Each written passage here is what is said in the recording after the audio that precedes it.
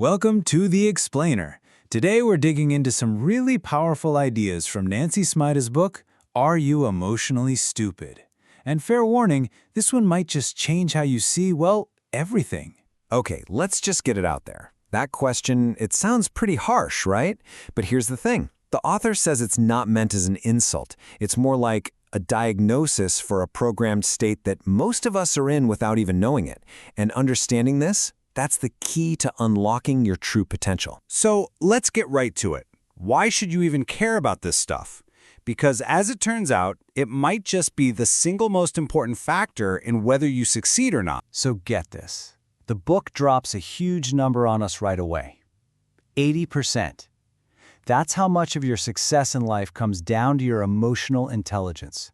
Not your IQ, not your fancy degrees, not the skills you have on paper. 80%. I mean, look at that. It just flips everything we think about success on its head, doesn't it? We spend all this time, all this money, focusing on that little 20%. The technical stuff, the book smarts, but the real engine, the giant 80% that's actually driving your career, your relationships, your happiness, that all comes from mastering what's going on inside. Okay, so how does this actually play out? The book gives us a really simple, but honestly a really powerful way to think about it. It's all about understanding how your inner world literally creates your outer world. It's a framework that starts from the inside and works its way out. It's like a chain reaction, you see? It all kicks off with your thoughts, that quiet voice in your head, what you really believe about yourself.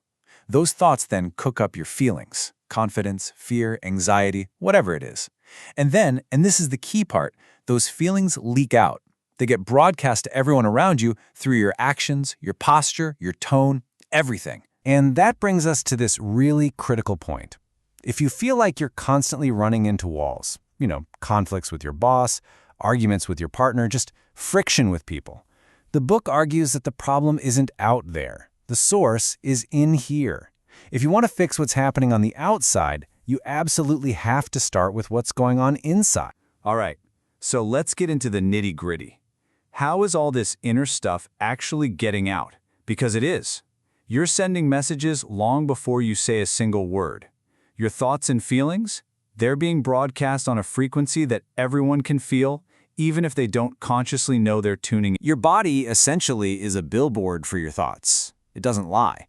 If deep down you're thinking, I'm not good enough, your body just folds in on itself. Your shoulders slump, you hunch over, you physically try to take up less space. But when you feel confident, your body opens up. Shoulders back, head up, it's an instant signal. And the author has this really sharp, provocative way of putting it. It really makes you think, doesn't it? It just drives home how automatic this connection is. Our posture, that's our business card to the world. And it's presented before we even say hello. And it's not just your posture, it's your eyes too. Think about it. When a confident person walks into a room, their eyes are calm. They make contact. It's like they're sending out these little feelers that say, hey, I'm open to connecting. But when someone lacks that inner confidence, their eyes go straight to the floor. It's a broadcast that screams, please don't talk to me. Okay, so you've got posture, you've got your gaze, but then there's the superweapon, the smile. The book calls it your universal passport, and I love that. A real, genuine smile isn't just about moving your face muscles. It's a direct signal of inner peace. It says, I'm okay with me. And that has this incredible power to just break down walls with people. And this isn't just theory. The author shares this amazing personal story. She's in Vienna, a Muslim woman wearing a headscarf, and she can just feel the tension, the prejudice from strangers. So she decides to run an experiment. On public transport, she makes a point to be the first one to offer a genuine smile. And what happened? At first, yeah, some people were hesitant, maybe a little suspicious, but then they'd smile back. And in that tiny moment, that invisible wall just dissolved. It's proof that a smile can cut through almost anything. Your voice is another dead giveaway. You might think talking loud and fast makes you sound confident, but a lot of the time, it's the opposite. It can come across as insecure, like you're trying to steamroll the other person before they can question you. And on the flip side, if your voice is super quiet and hesitant, it's like you don't even believe what you're saying. Real confidence, it has a sound, and it's calm, it's measured. And if you need more proof, check this out. The research is pretty stunning.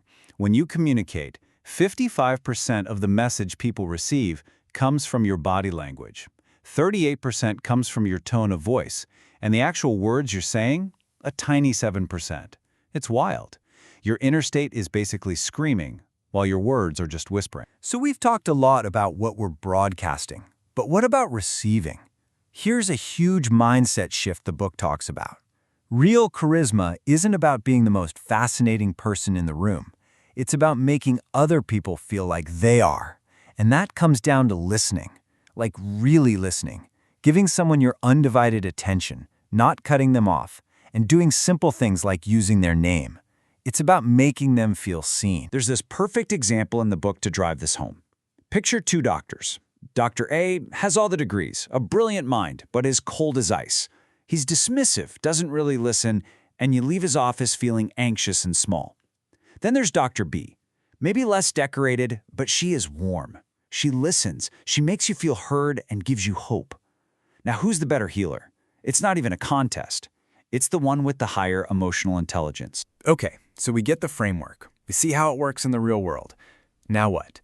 This is where the book really challenges you.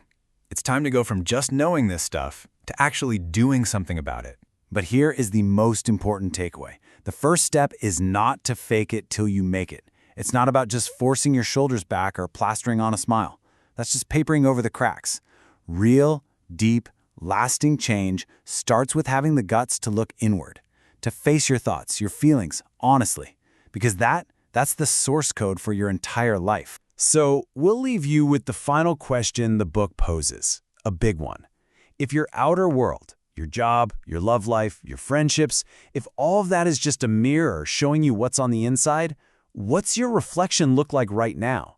And more importantly, what do you want it to look like? Because the power to change that image, that's all you.